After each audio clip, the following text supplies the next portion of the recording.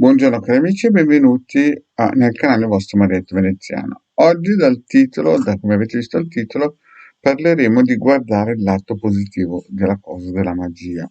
Ma prima di iniziare questa pillola sul lato positivo della magia, il vostro Marietto Veneziano vi vuol chiedere di iscrivervi al canale di Ildegarda, al canale del vostro Marietto Veneziano, di venirci a trovare nei nostri gruppi social dove sapete che adesso Ildegarda e Marietto Veneziano stanno rilanciando il gruppo di radionica, radiestesia, astrologia ed ermetismo, in cui alle 11 vostro Marietto farà delle live special con le Sibille per mezz'oretta, dalle 11 alle 11:30. Siete tutti invitati, gratuito, se volete fare delle domande.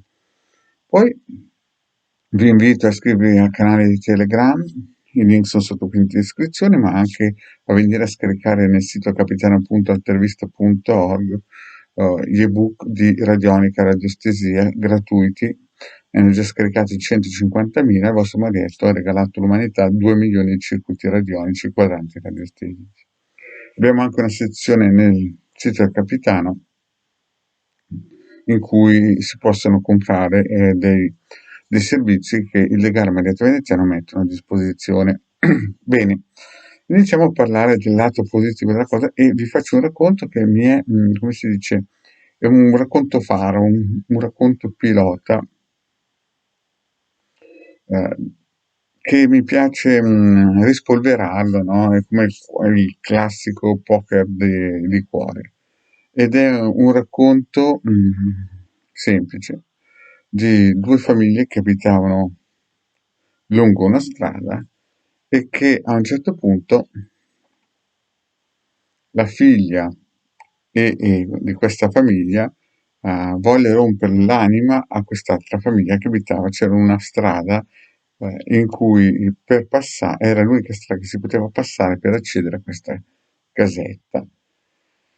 E allora questa famiglia un po' birichina ha deciso di mettere sempre la macchina di fronte all'uscita di questa casetta. E per 3 anni l'hanno continuata a mettere.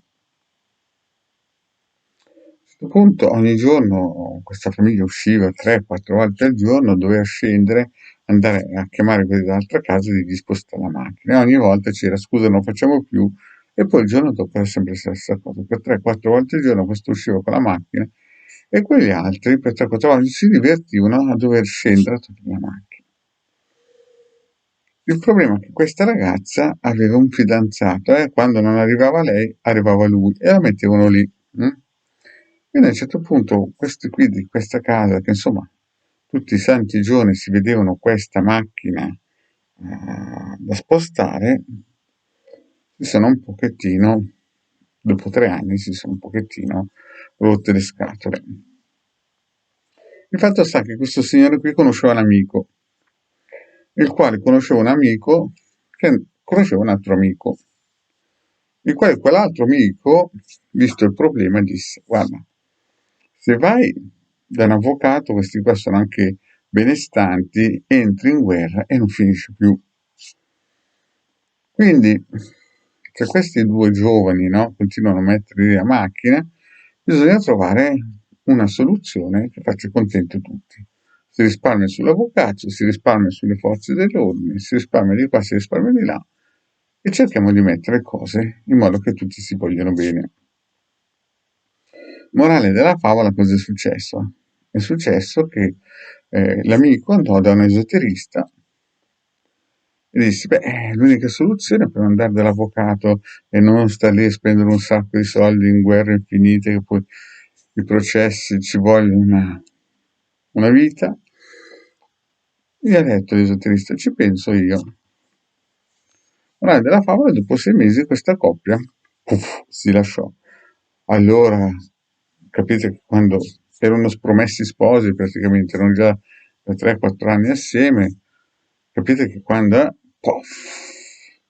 Quindi la ragazza prese una bella lezione di quelle spettacolari, il ragazzo una di quelle lezioni spettacolari, il parcheggio, cioè praticamente la strada fu sempre libera, cioè è sempre libera ancora perché dalle ultime notizie. Allora, il lato positivo della cosa di chi si avvicina e chiede aiuto all'esoterista è che ci vuole un po' di tempo, ma si risparmia su processi interminabili che non finiscono più.